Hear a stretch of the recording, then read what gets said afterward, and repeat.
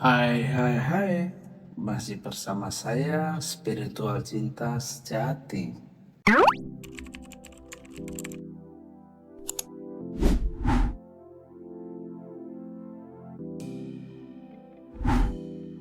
Proses dalam dunia percintaan, alam bawah sadar memegang kendali sekitar 90% dari perilaku manusia, termasuk dalam proses jatuh cinta yang secara tiba-tiba. Di sini akan saya bahas tentang jatuh cinta secara tiba-tiba dan cara menghadapinya. Namun, sebelum video ini dilanjut, jangan lupa subscribe, like, dan komen sebagai hadiah kepada saya. Oke, langsung saja kita bahas tentang alam bawah sadar dalam peranan tiba-tiba jatuh cinta dan bagaimana cara menghadapinya. Saat Anda merasa jatuh cinta tanpa alasan secara mendadak, sebenarnya alam bawah sadar Anda sedang bekerja memproses data yang tidak sempat dijangkau oleh pikiran logika. Jadi di sini mungkin terjadi pencocokan dengan peta cinta. Alam bawah sadar menyimpan gudang memori, pengalaman masa kecil, dan kebutuhan emosional yang membentuk pola tertentu tentang sosok yang cocok dan ideal untuk Anda. Aktivasi intan ketika bertemu seorang yang memiliki fitur wajah, nada suara, atau perilaku yang mirip dengan sosok yang memberikan kenyamanan di masa lalu. Alam bawah sadar akan langsung memberikan sinyal ketertarikan sebelum logika sempat menganalisisnya. Jadi mungkin efek keakraban atau paparan terhadap karakter yang terasa familiar secara otomatis meningkatkan daya tarik seseorang di mata Anda. Dan evaluasi biologis cepat. Bawah sadar mampu memproses sinyal kimiawi dalam hitungan detik untuk menilai kecocokan genetik. Feromon melalui indera penciuman, alam bawah sadar mendeteksi feromon pasangan yang memiliki profil genetik pelengkap untuk mendukung sistem imun keturunan di masa depan.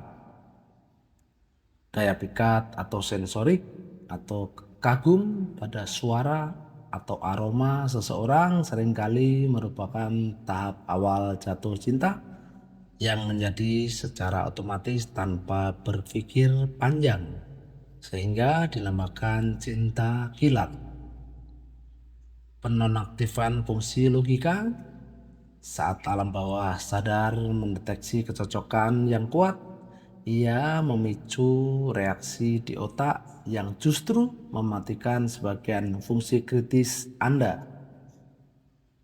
Amigdala dan korteks frontal, area otak yang mengatur rasa takut atau amigdala, dan penilaian kritis atau korteks frontal mengalami penurunan aktivitas. Hal ini yang menyebabkan fenomena cinta itu buta, bahkan tai kucing rasa coklat, atau ketidakmampuan melihat tanda bahaya di awal hubungan Anda. Dan mungkin terjadi ledakan sistem hadiah. Alam bawah sadar menggerakkan pelepasan hormon kebahagiaan secara masif sebagai bentuk respon terhadap stimulus yang dianggap menyenangkan. Karena dopamin dan adrenalin, hormon ini menciptakan euforia instan. Jantung berdebar dan sensasi melayang. Proses ini terjadi jauh sebelum Anda secara sadar memutuskan untuk menyukai orang tersebut. Namun untuk bro dan sis, menghadapi perasaan jatuh cinta yang datang tiba-tiba membutuhkan keseimbangan antara menikmati emosi dan tetap menjaga logika agar tidak mengambil keputusan yang gegabah. Secara psikologis, emosi intens di awal hubungan seringkali mematikan fungsi kritis otak. Mungkin jeda dan evaluasi. Saat perasaan meluap, sistem limbik Anda sedang bekerja keras, sementara pusat pengembalian keputusan rasional cenderung menurun fungsinya. Jadi jangan buru-buru atau hindari membuat keputusan besar seperti langsung menyatakan cinta atau komitmen penuh saat emosi sedang di puncak-puncaknya. Bedakan kimiawi versi kecocokan. Sadari bahwa chemistry instan tidak selalu berarti kecocokan jangka panjang. Lalu, kenali fakta dan harapan. Karena pikiran seringkali membangun skenario ideal yang tidak nyata saat jatuh cinta tiba-tiba. Hadapi realita, fokuslah pada siapa yang tersebut sebenarnya yang saat ini Anda hadapi, bukan versi dari penampilan atau kegagahan atau mungkin dengan branded pakaian yang dipakai yang Anda bayangkan di kepala saat ini. Perlu diidentifikasi. Jika Anda merasa terobsesi hingga sulit tidur atau terus berfantasi, Anda mungkin mengalami bukan cinta yang sehat. Jadi tetaplah mandiri secara emosional, fokus pada diri sendiri, tetap jalankan hobi, kejar cita-cita, dan luangkan waktu untuk my time agar tidak kehilangan identitas diri.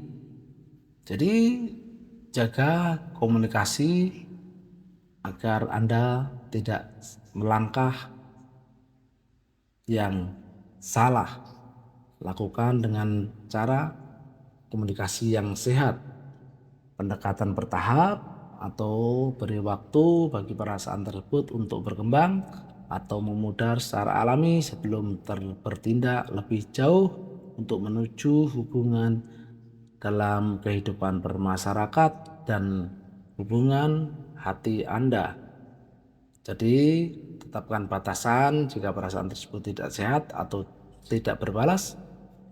Batasan kontak sangat penting untuk pemulihan emosional dan pikiran Anda. Dan terkadang kita butuh mendengar saran-saran dari orang-orang terdekat dan terpercaya Anda untuk dimintai nasihatnya atau berdiskusi dengan keluarga atau dengan sahabat atau dengan pakar yang menurut Anda terpercaya. Itulah tadi yang saya sampaikan, masih bersama saya Spiritual Cinta sejak